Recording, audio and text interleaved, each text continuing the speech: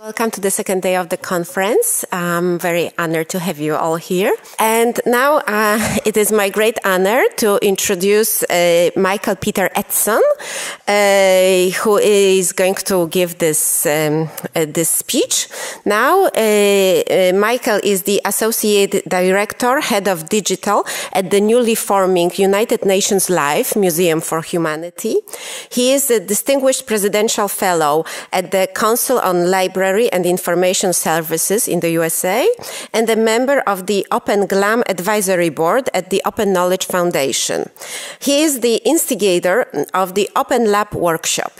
Michael is interested, as he says on his website, he's interested in the future, he loves strategy, and he loves helping GLAMs, galleries, libraries, archives, and museums to succeed.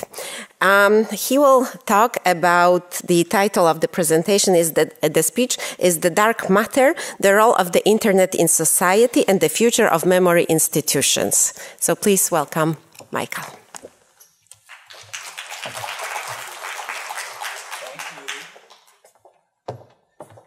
Thank you. Good morning.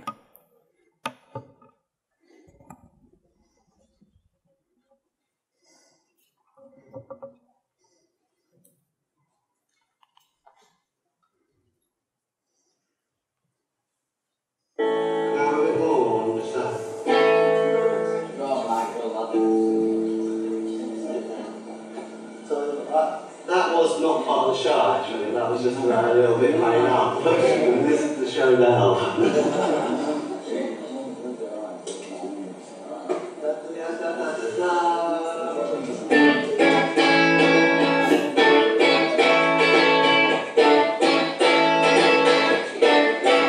Say you stand by your man. Tell me something I don't understand. You said you love me, that's a fact. And then you left me to keep them trapped. Some things you can't explain away. But darling, to me till this day, still stand by me. Oh, not at all. So stand by me. No way. All the times we were close. I remember these things the most. I've seen all my dreams come tumbling down. I can't be happy without you around. So alone I keep the wounds at bay. And there's only one thing I can say. You stand by me. No, not at all. You stand by me. No way. You must explain why this must be. Did you lie when you spoke to me?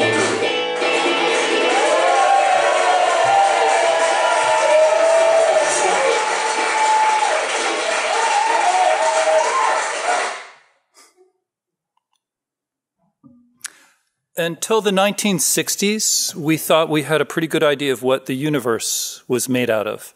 You, me, the Earth, the planets, the Milky Way, Renoir's The Boating Party, the pearly plastic of Elvis's guitar pick, the Great Pyramid of Giza, Finch's beak, Mozart's Requiem. Everything else in the cosmos was believed to be made up of particles and energy that we could see, touch, smell, hear, or directly measure with the instruments of science. But we were wrong. Not just a little wrong, wrong at a stupendous, almost unimaginable scale. And the way in which we were wrong tells us a lot about how we're using technology to accomplish our missions, and the power and beauty that exist now, just beyond our reach. In 1967, American astronomer Vera Rubin was fresh out of graduate school and eager to begin her new career. She started working on a comprehensive survey of the rotational characteristics of spiral galaxies. It was to be a long, grueling project, a program no one would care about, as she herself described it. Thousands of days and nights. Thousands of days and nights working in anonymity, gathering data to calculate the speed at which spiral galaxies spin around their dense central cores.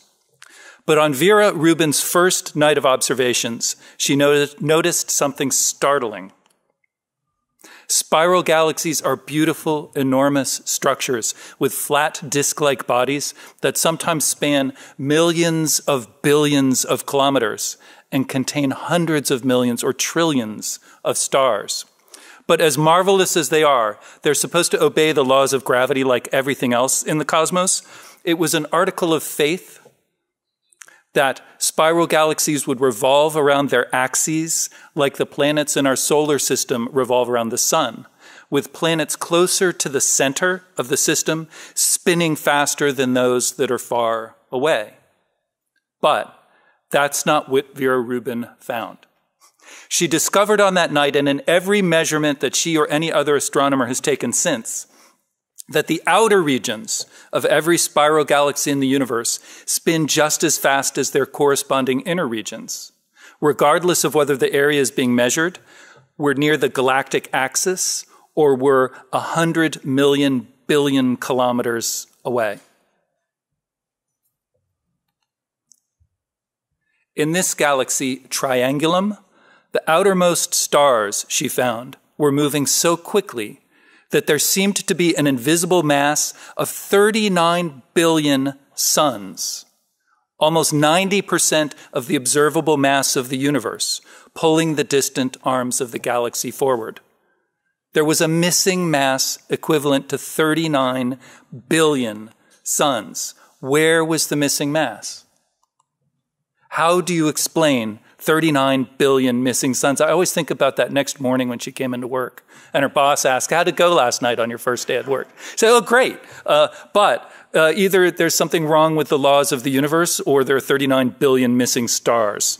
The universe doesn't show its cards very often, flaunting a physical reality that so clearly contradicts the laws of nature. But here was the evidence in the hands of a junior astronomer on her first night of her first project of her first job. And there were only two explanations. Either there was something wrong with the laws of gravity, or there was an enormous quantity of invisible matter in the universe. Vera Rubin, of course, had discovered or validated the existence of dark matter.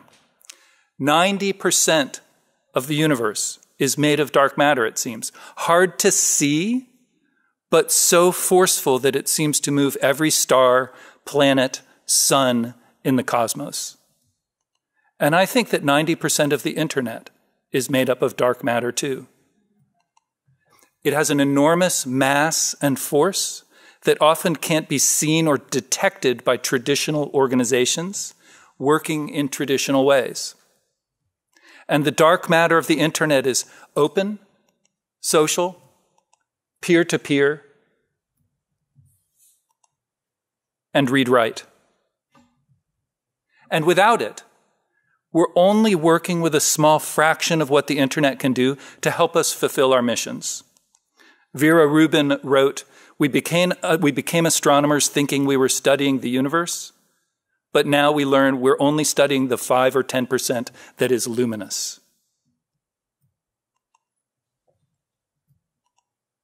So, fast forward 40 years from Vera Rubin's discovery of dark matter in 1967 to January 1st, 2007.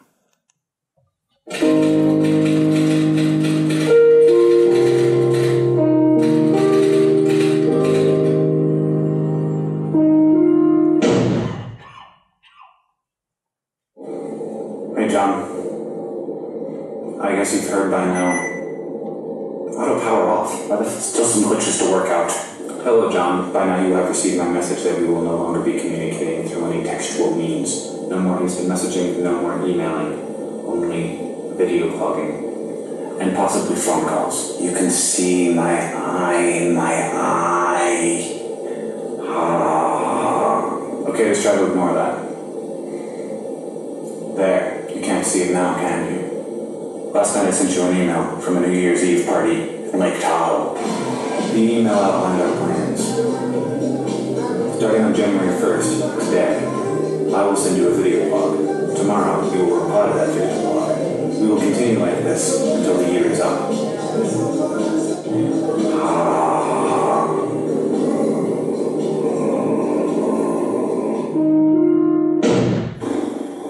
I'm not going to be good at this. Good morning, Hank. It's January 2nd, 2007. I just spent 2 hours and 13 minutes downloading your 2-minute and 1-second video, which can mean only one thing, that I'm in Mom and Dad's house, the last residence in the United States of America with dial-up internet. One of the crazy things about the Great Gatsby is there's always some debaucherous party going on and no one is ever having any fun. I've never heard of this thing. Where did it come from? Why do we have a polar vortex all of a sudden? Okay, well, polar vortices are cyclones of air that exist around the poles, both poles, and they're caused by the temperature being different at the equator than it is at the pole. Yeah, but today I want to talk about 3 much more dramatic and important examples of how our terrible political discourse is leading to awful policy making. But first I'm going to go right over to the park. This is the bizarre state of intellectual property in the United States in 4 minutes. So, on that day, Hank Green, an environmental writer and web consultant living in Missoula, Montana, uploaded a YouTube video in which he bet his brother, John Green, living in New York City, that they could go an entire year without texting, sending email, or exchanging written words with each other in any form. Instead, Hank proposed they'll communicate only through YouTube videos. They called the project Brotherhood 2.0. These are not high-tech productions, and Hank and John Green are not movie stars. It's evident from watching any of their videos that they are nerds, and they proudly describe themselves as such. But over the course of the 2,000-plus Brotherhood 2.0 videos recorded to date, Hank and John Green, or the Vlog Brothers, Video Blog Brothers, as they've titled themselves and their YouTube channel, demonstrate an exquisite mastery of the dark matter of the internet. They didn't start by making a website. They didn't develop a mobile app. They didn't have a marketing budget, a content review committee, or a brand strategy. They sat down in front of their cameras and they started talking about the things that interested them.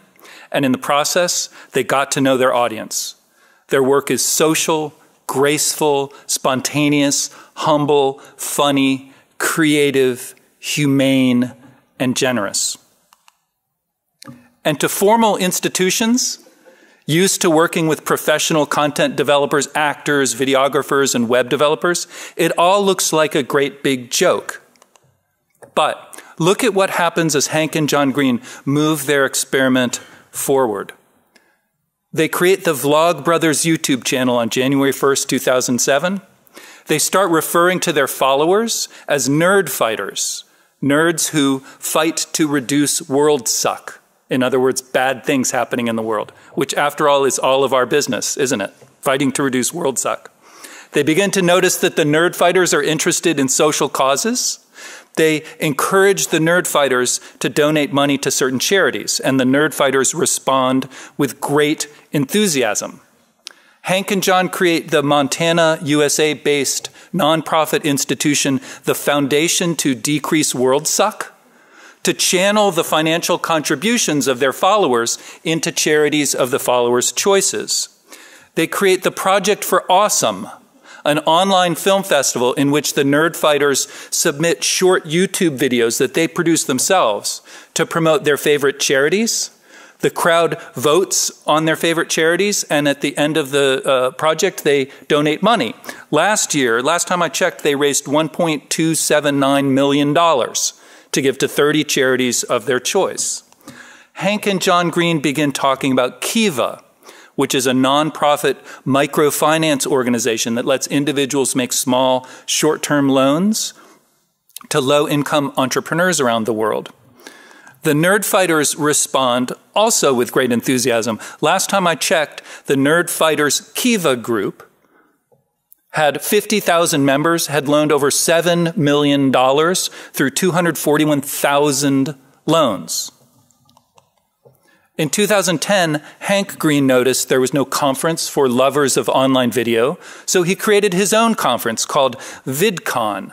I think in the first year it sold out its seats, 1,300 seat auditorium, 3 months in advance. Last year it sold out the Anaheim, California Convention Center, which I think is 13,000 seats a month in advance. Hank and John Green rented a little place you may have heard of called Carnegie Hall in 2014 for an evening of awesome, which you can see online. They also sold that out in advance. With a grant from Google, they create Crash Course, a YouTube channel of short educational videos and humanities videos targeted at advanced high school students. Last time I checked, Crash Course had 3 million subscribers and 250 million views, 250 million views. These videos are witty and astute and irreverent, but also very scholarly. Most of the videos have hundreds of thousands of views. What do you do when your grant money runs out?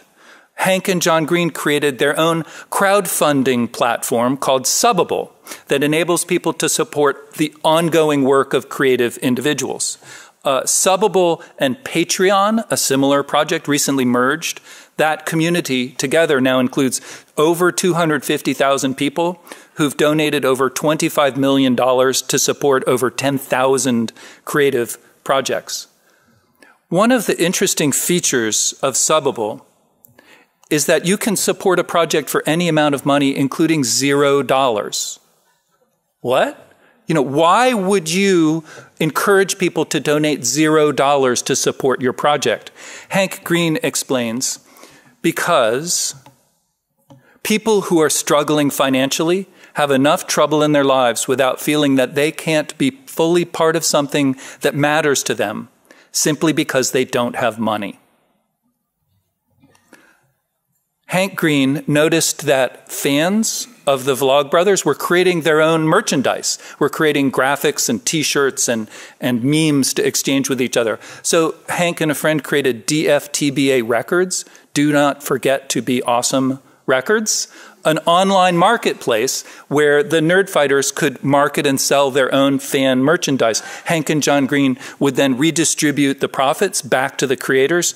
This user, Valerie2776, the fan who designed this infamous Pizza John t-shirt, made enough money in revenue and royalties that she graduated from college debt-free, which in the USA is a big deal. John's wife, Sarah Urist Green, a curator of modern art, worked with our public broadcasting digital studios to create a project called The Art Assignment, a YouTube channel that challenges viewers to create and share their own projects based on the concepts of contemporary art. This was one of my favorites. They visited an artist in her studio who contended that traditional 2D portraiture was insufficient to capture the many dimensions of a person in the digital age. So they challenged viewers, all of you, to create a portrait in the form of an animated GIF and upload it to the internet.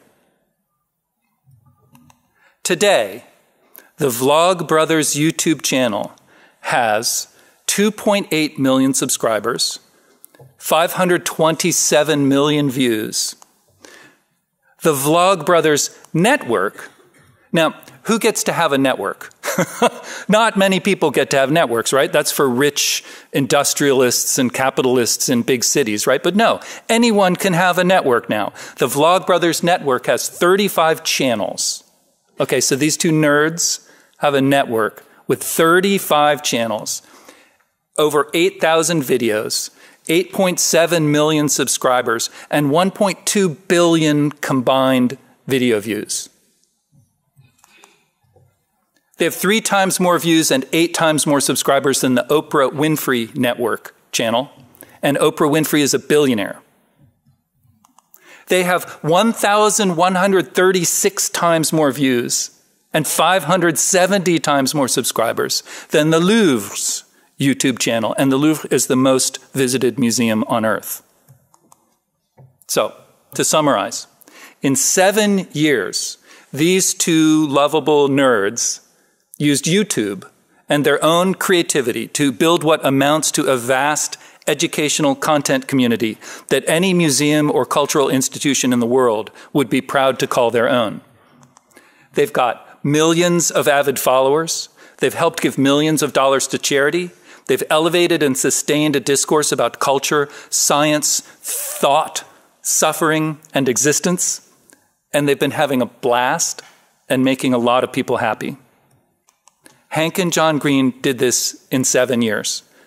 I've been on website redesign projects that lasted 7 years. I've been on committees that took 7 years to write a report.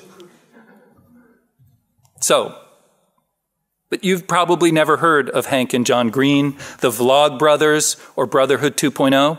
Hank and John Green are working in, and they're part of, a kind of internet production, a kind of interaction that's difficult for institutions to think of as being sufficiently legitimate, respectable, educational, scholarly, erudite.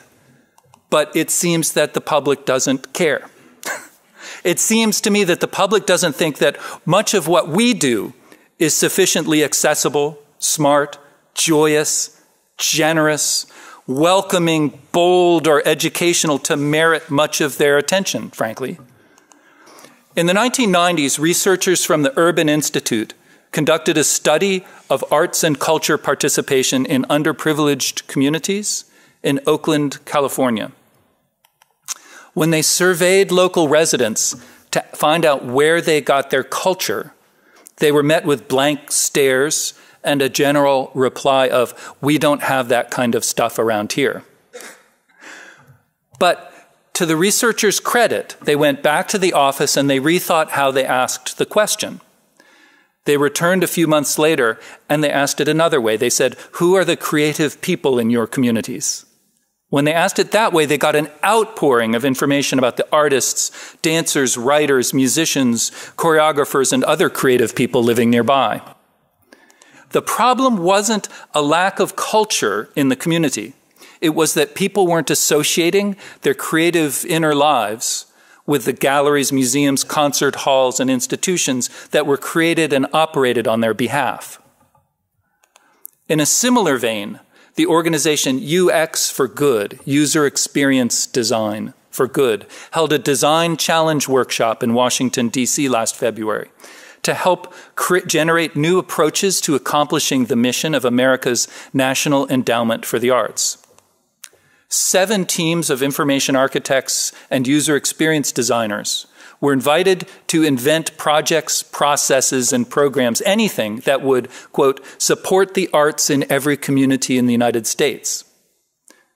Designers were told they'd have the equivalent of our national endowment's $130 million annual budget, staff of 162 people, and a national and international network of experts, but they were not told that the project was for or about the National Endowment for the Arts, or that NEA officials were in attendance.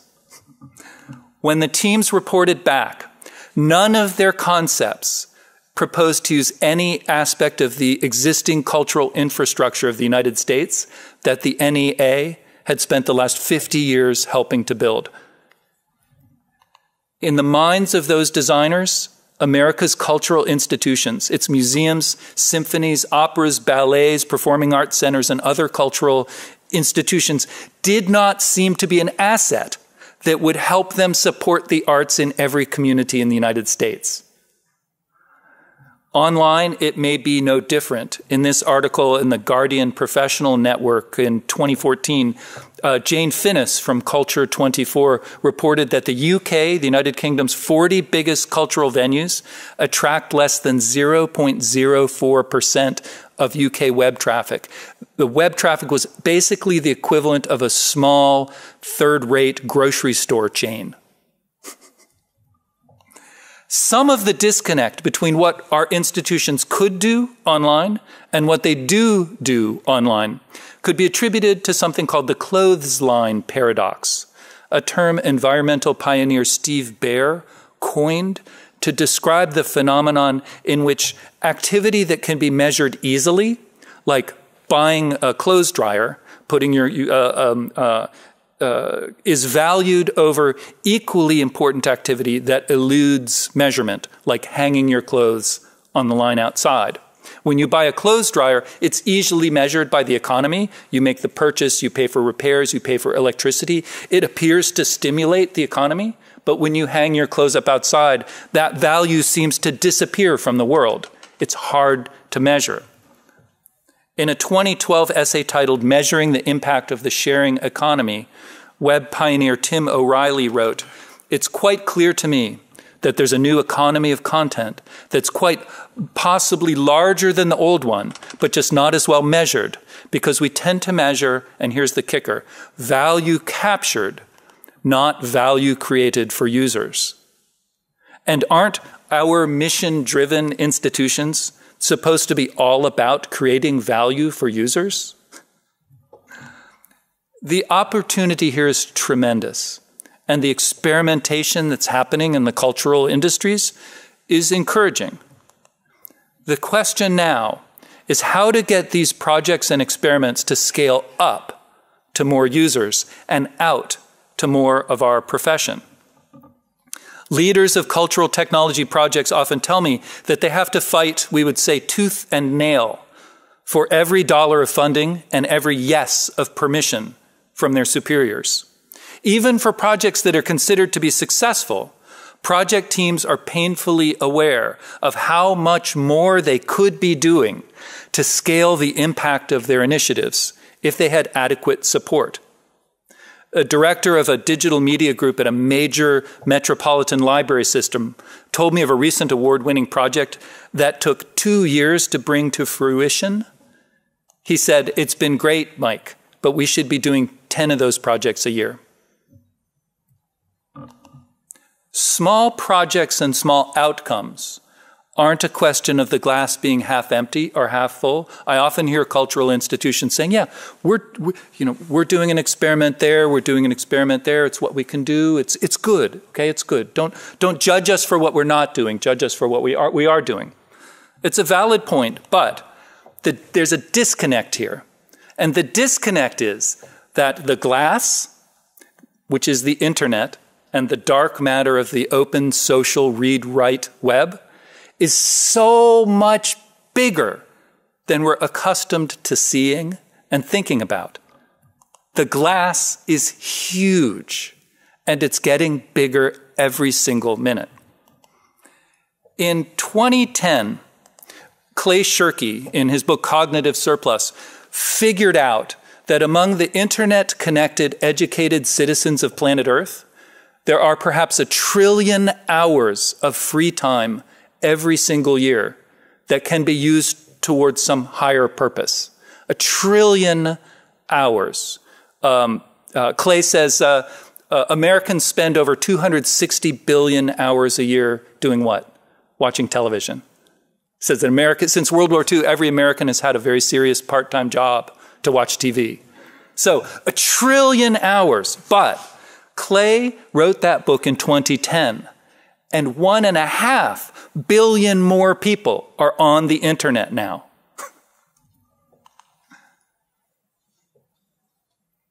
3.3 billion internet users in the world.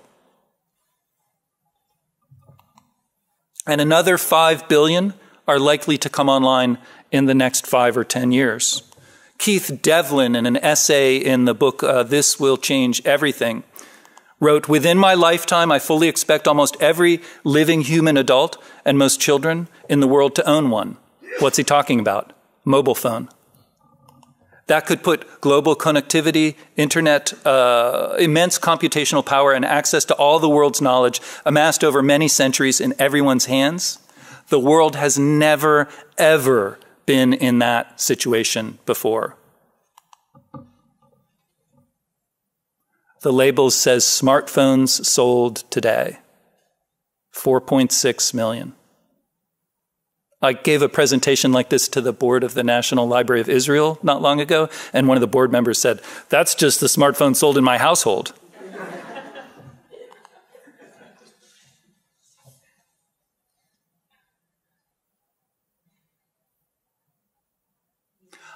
These numbers can be overwhelming, And I had an insight not long ago that every single time any of these numbers increments by 1, it's a real human being doing something they care about.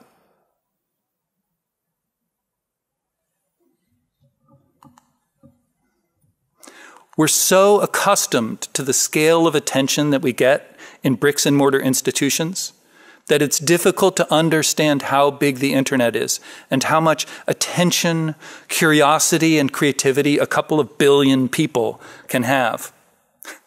By 2011, Facebook's collection of photographs had reached 140 billion images, which was reported to be 10,000 times larger than the online image collection of the Library of Congress. Can you see that tiny, tiny, tiny little pixel in the lower left-hand corner? That's the Library of Congress. 2 years later, Mashable reported that Facebook's image repository had reached 250 billion photos, with 350 new images being uploaded every single day.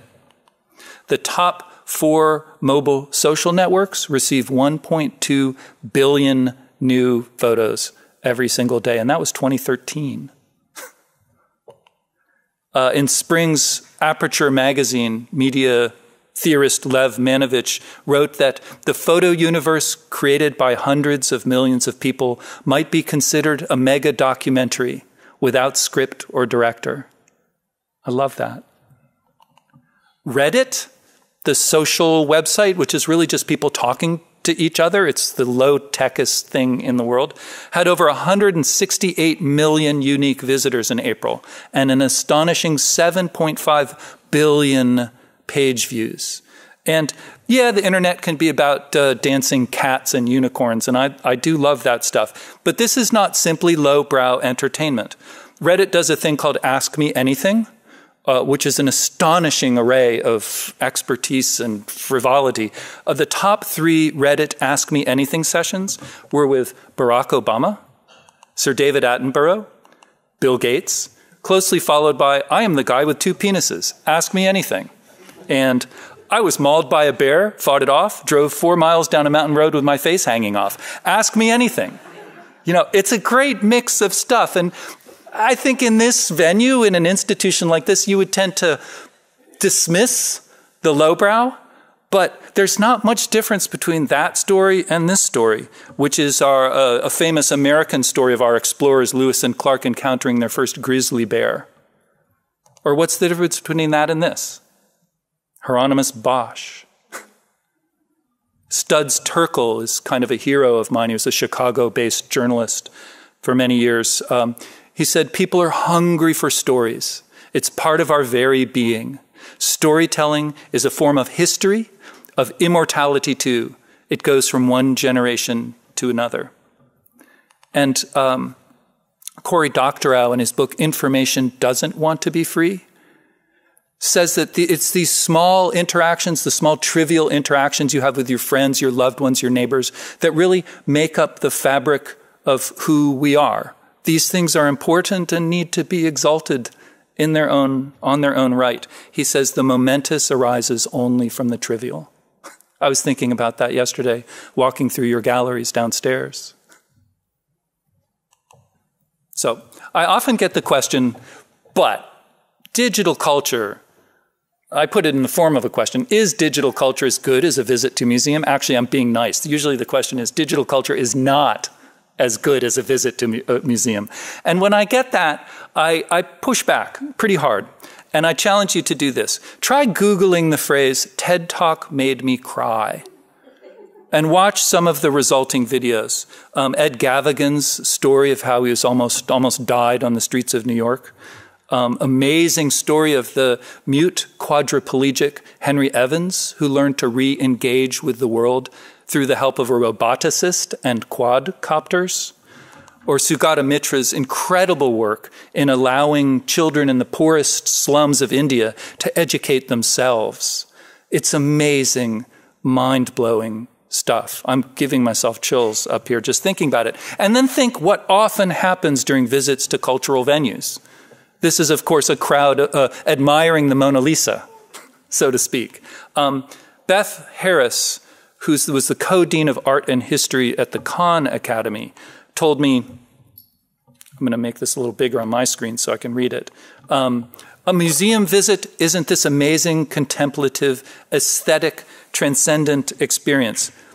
Oh, Beth, I should also note, was the head of online learning at MoMA in New York. It's jostling crowds, it's feeling hungry, it's being annoyed by the people you're with sometimes, it's feeling disappointed that you can't have the reaction that the museum wants you to have, that you don't have the knowledge and the background to get there. I mean, it's a whole range of complicated things.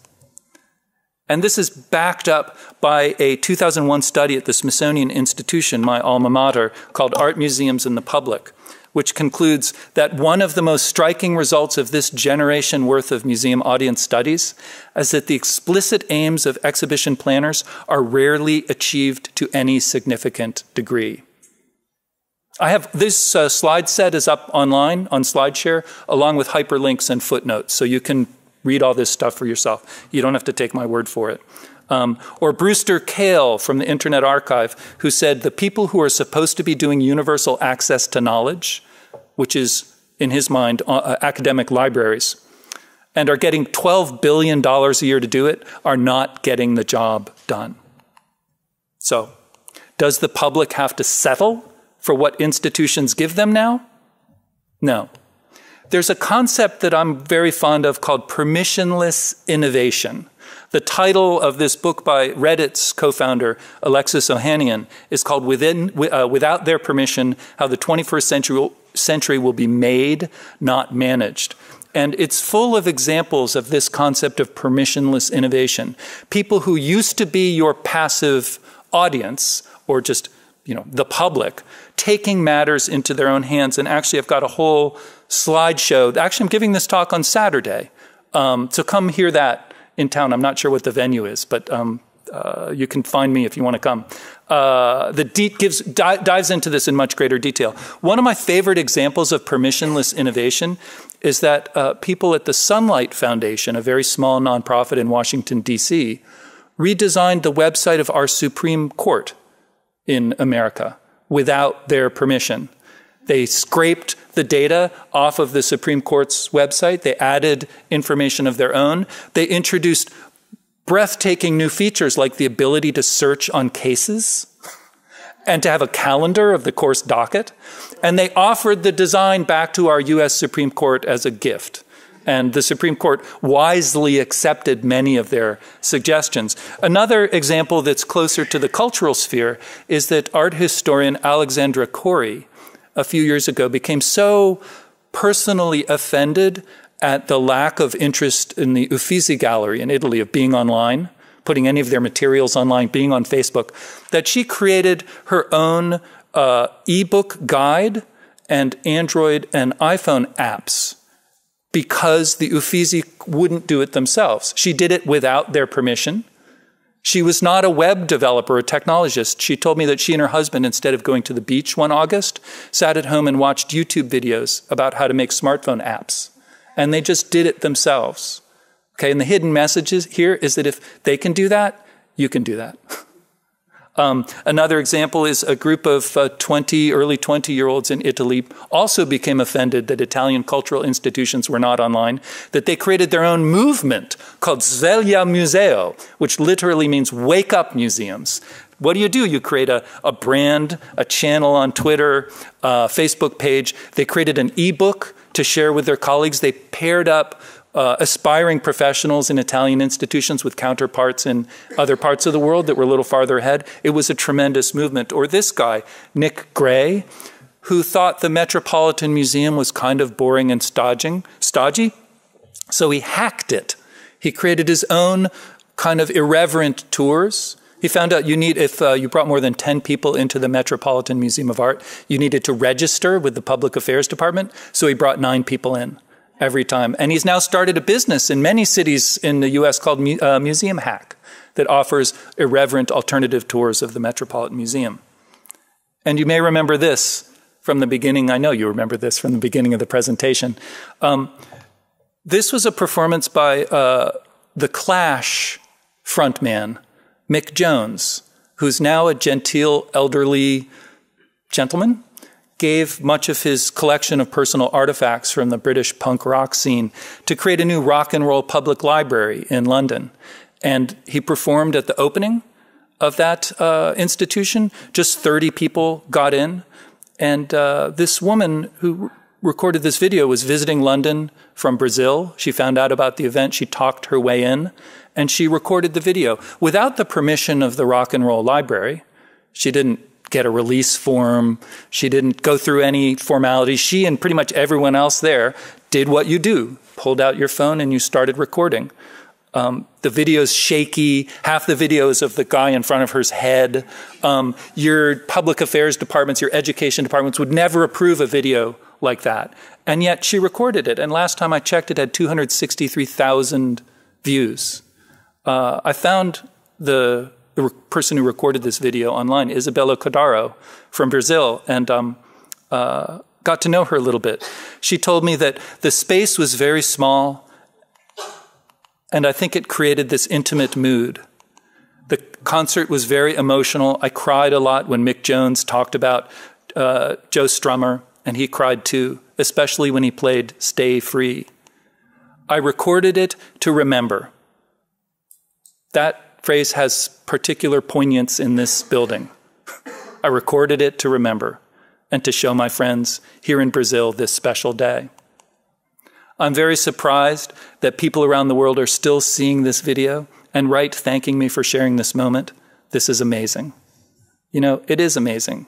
Oops, it's more views than I thought, 312,000 views, and it just keeps happening.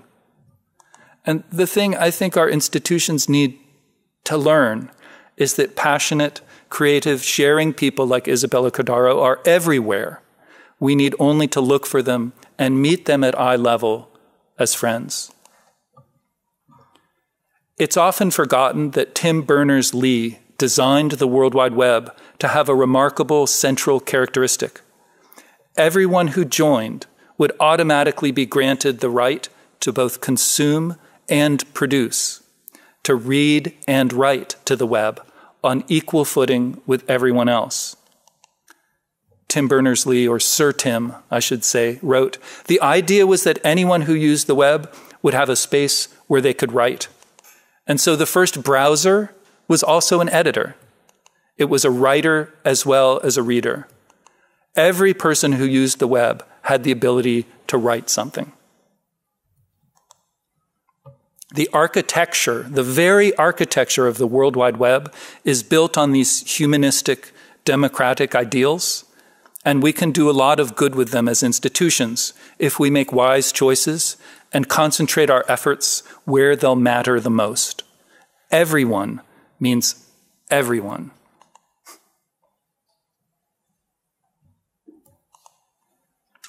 So until recently, we thought we had a pretty good idea of what museums were made of. They were made of collections and experts and fancy buildings, and we measured the people coming through the doors, and it was all good. But we were wrong. Not just a little wrong. We were wrong at a stupendous, almost unimaginable scale. And like the universe before Vera Rubin discovered dark matter, we were seeing only the small percentage of cultural activity that we expected to see, where we expected to see it, when we expected to see it. Our institutions can play a huge role in the story of how Earth's 7 billion citizens will lead their lives, make and participate in their culture, learn, share, invent, cry, laugh, and do in the future. If we begin to work with true conviction in the areas of the internet that are less familiar to us and more familiar to the public. Towards the end of her career, Vera Rubin wrote, and I'll close with this, "In a very real sense, astronomy begins anew. The joy and fun of understanding the universe we bequeath to our grandchildren and to their grandchildren. With over 90% of the matter in the universe still to play with, even the sky will not be the limit." Thank you.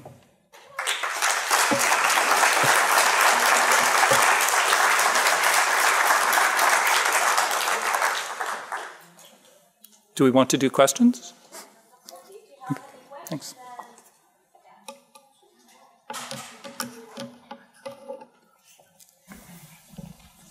Are we waiting for microphones? No. Okay, thanks. Thanks for that very much. I'm doing a project that is based on permissionless innovation, but I'd never heard that term before, so thank you very much for that. I was wondering what I should do with that, what I'm doing.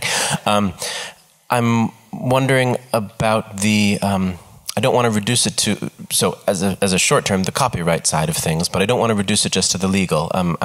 I'm curious if you have thoughts about the legal, but I think on a certain level it's a technical matter that I can research and the blah, blah, the case law, etc. But I'm also wondering your thoughts about the, let's say, the ethics and the politics of permissionless innovation, because if you know, it depends who you're permissionlessly innovating out of and upon. So I'd love to hear your thoughts on that. Thank you.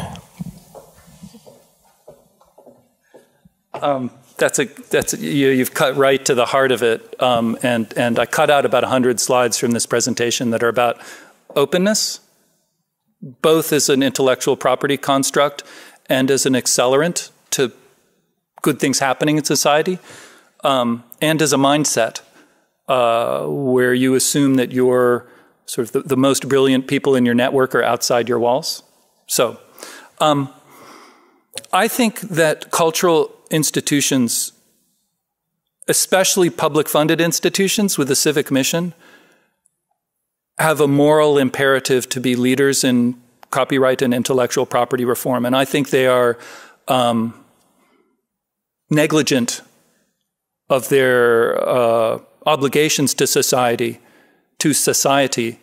if they continue to, we would say, game copyright, to manipulate the technicalities of copyright for their own supposed short-term advantage at the cost of greater access to the public. So many cultural institutions, I don't know, and we're going to get into this some on the workshop on Saturday, which is being organized by the Polish Open Culture and Open Knowledge Foundation group.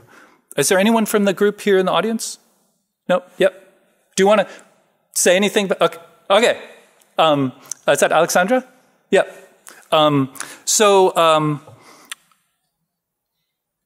think many cultural institutions, so I don't know what the concept of the public domain is in Polish law, but in American law certainly there's an assumption that old resources ought to go back into a cultural commons so that anyone can reuse them to make new knowledge.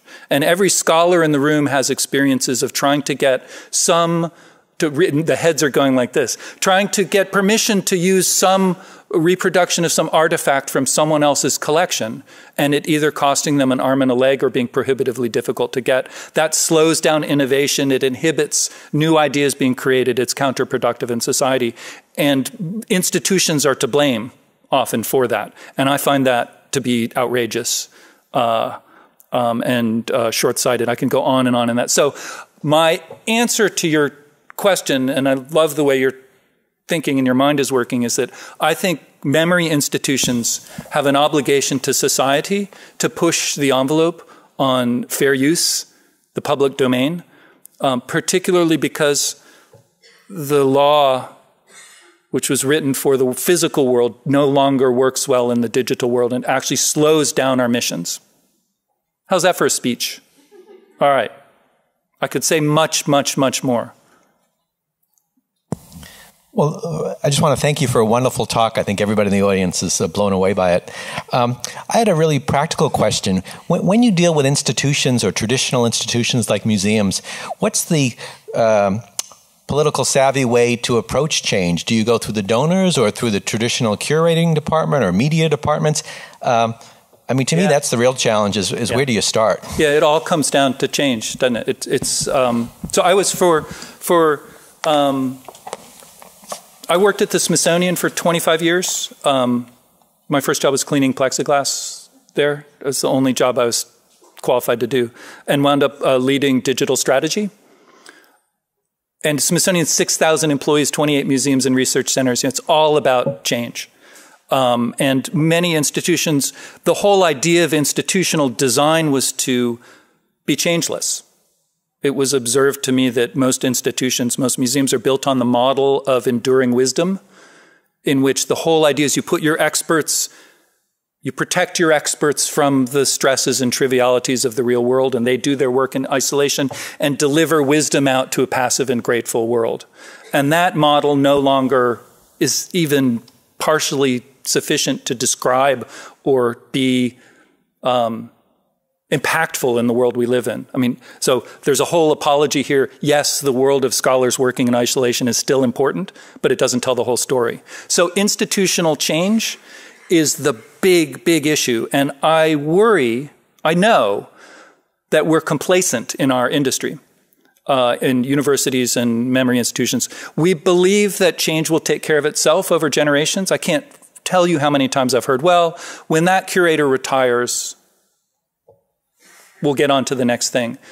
And I don't think that's fast enough in a world with carbon at over 600 parts per million in the atmosphere, with the refugee crisis, with globalization, with, goes on and on and on. The closest I have to a unified theory of change is up on SlideShare, slideshare.net/Edson M. It's called How Change Happens. And it's a combination of pushing, without getting too technical, focusing effort on moving ideas from innovators to early adopters, using the convening power of institutions to celebrate kinds of behaviors we want to see more of and ignore ones that we don't want to see more of. That being said, you have to, David Weinberger, library theorist, told me, sometimes you have to behave as if Sisyphus can be happy. And change can come from incredibly unexpected places. And as a practitioner, I think as practitioners, we have to presume we don't know where that breakthrough change will come from, but we have to keep all ideas supported and in play, waiting for that break to come. Final thought on that is, I think, I don't want to blame. I challenge boards of directors and directors with responsibility for this. And I don't think most of them work hard enough in this area. This is blah, I could go on for a long time in this. But you've put the instrument at the right place on the patient, I think. Yeah, thank you very much. I'm a big fan of John and Hank Green. I've learned a lot from them, and my daughter's a nerd fighter, so I'll just put that out there. But look, I work in a Holocaust museum in Melbourne, and it seems to me that as much as there's this beautiful democratic, humanistic idea of the internet world, and I think within that dark matter resides very dark forces, and a lot of the content we put out in the world through digital various means attracts a lot of the worst anti-Semitism that you can find. And just as a little example, on TripAdvisor, we're often in the top 10 things to do when you go to Melbourne. But every now and then we drop out and we have a look, and there's a couple of people in Melbourne who just keep posting that they visit, and they give us like 1 star, and they write it in a way they've actually been revising so that they're not offensive, that we can't complain that this person's an anti-Semite. The only thing we can complain is that we look in our visitor record and there's no record of them having visited. But this is a long process to try and do that. And anyway, so I just want to know what your how you would respond to that. Yeah, it's complicated now, and reputation systems are complicated, and the internet is full of trolls, and public discourse can break down into... Where I thought you were headed with that question first was, how can memory institutions and institutions that deal with difficult subject matter, incendiary subject matter, have those conversations without being pulled down by trolls? The other part of where you went with that was more about the tactics of online reputation, which is something that businesses everywhere deal with, and is easier to solve with sort of good web management and perseverance. I think solving your TripAdvisor is about being vigilant and about spreading your promotional activities across a lot of platforms and just being very good in your core operation. The civic discourse question, if I can go there for a second, because I hear it, anticipating that question, is a big deal. I've been working with the National Library of Israel, of course, the Smithsonian, anytime we talk about evolution or politics, or and the Pew Religion and American Life Project chose not to have online forums because it didn't want to deal with this problem. I think the conversation I want to hear happening in your institutions is where in society do we want these public conversations to be happening and how? Somebody's got to talk about them. And someone has to start modeling large-scale public discourse about challenging ideas. Or when the moment comes, we're going to be screwed. I think from a distance, the refugee crisis in Europe is maybe a symptom of the fact that we didn't have very grown-up conversation hosted by our main convening authorities about identity, travel, immigration. We shied away because it's controversial and difficult. So I think memory institutions need to stick it out there and be modeling civic discourse for the rest of society, even if it's hard, even if it really sucks at first. We need to get good at it because no one else is going to do it.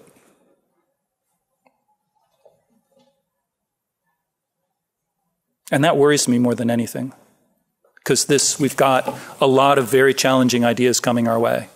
And we got to get good at talking about them. Hi. I just want to play a bit the devil's advocate for a minute.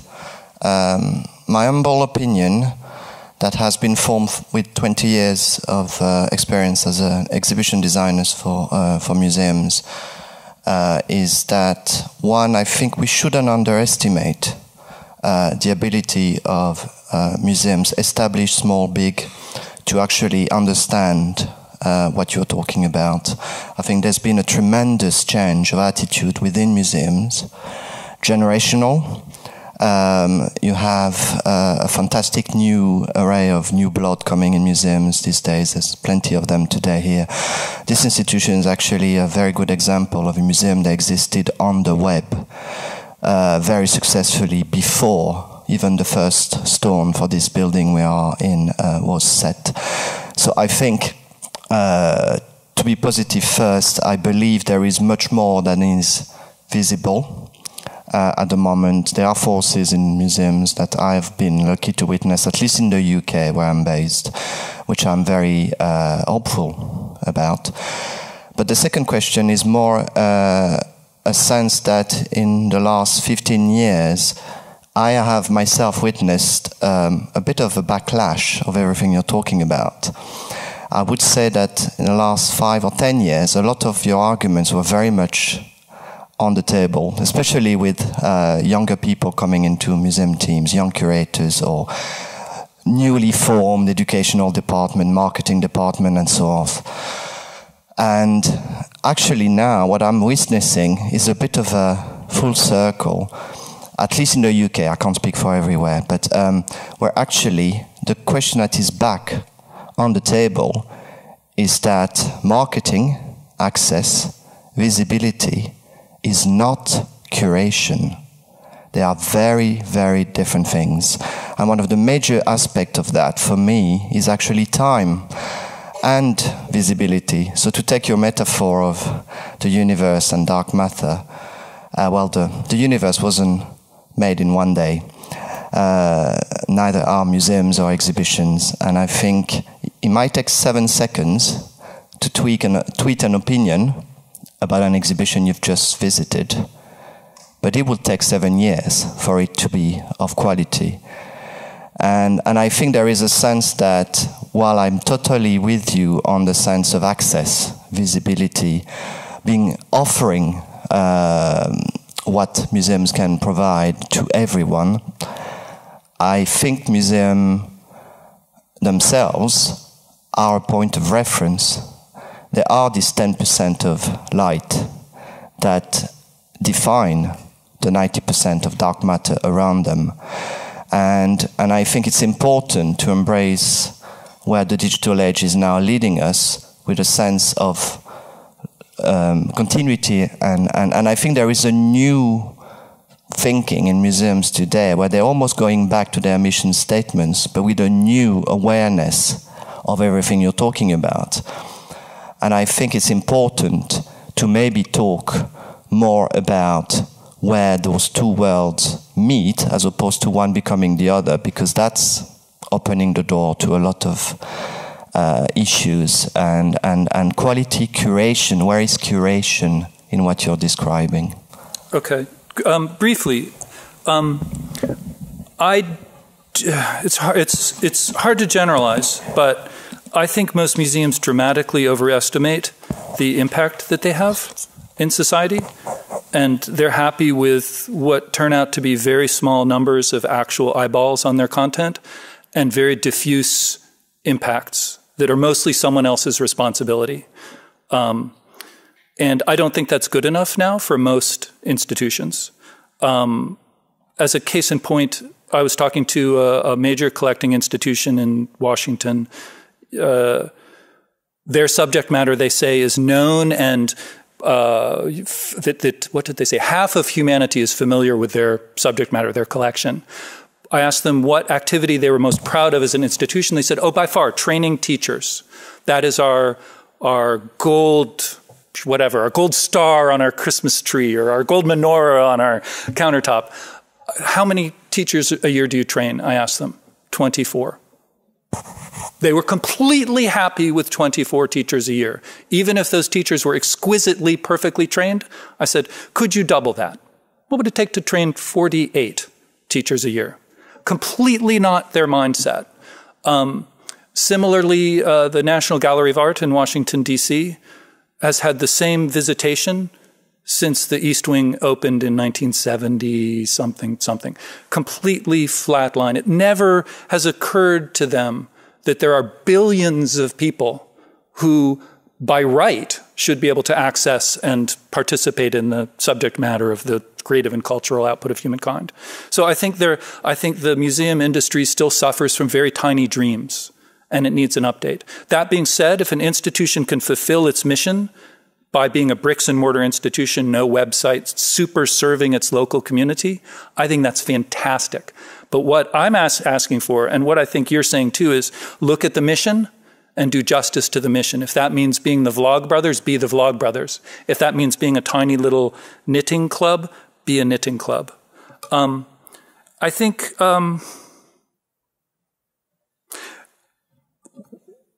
think most institutions use the word marketing. I think most institutions mistake this kind of activity for marketing. This is not marketing. This is where the work of culture happens, but it happens outside the institution's walls. I'll leave with a quote from Joy.